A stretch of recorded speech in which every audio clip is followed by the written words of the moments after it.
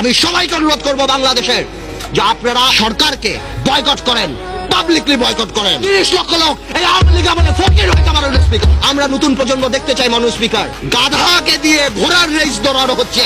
আমি জানি এই গাধা গন্তব্যে কোনোদিন পৌঁছাবে না। 30 থেকে 40 হাজার কোটি টাকা বিদেশে চলে গেছে মাননীয় স্পিকার।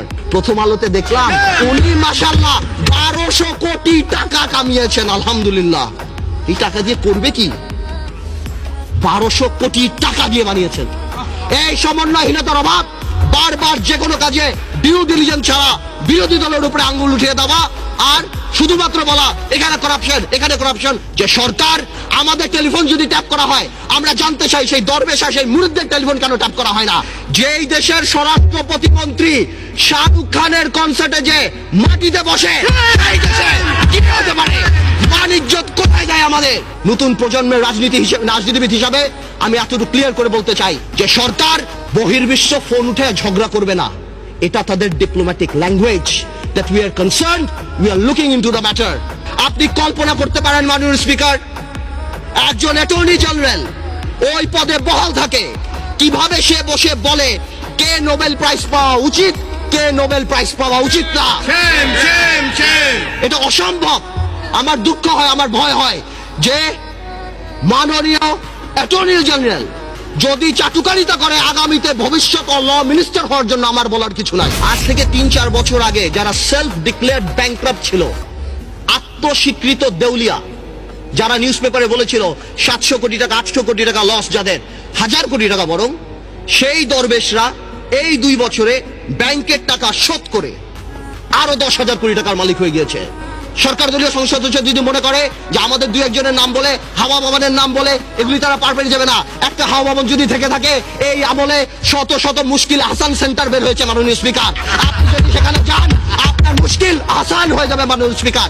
আপনি দরবেশের মুরিদ হবেন, আপনাকে ভূ দিবে, 2000 কোটি টাকা মালিক হয়ে যাবেন।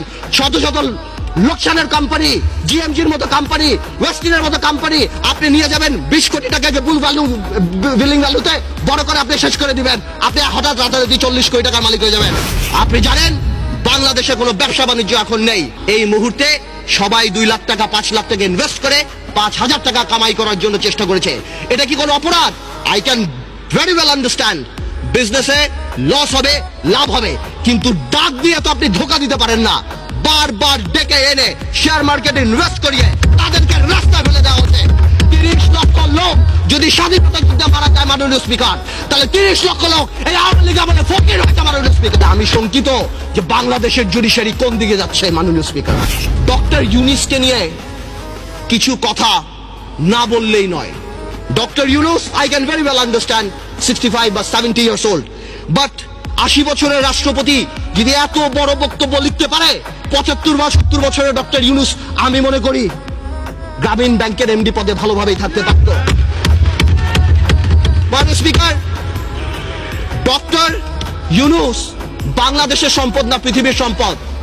আমি দেখেছি আমাদের মাননীয় পররাষ্ট্রমন্ত্রী বলেছেন this will not affect our relationship, বহির্বিশ্বের সাথে আমাদের সম্পর্কে। ঠিক তার পরের দিনই জন কেরি বলেছেন উই আর কনসার্নড।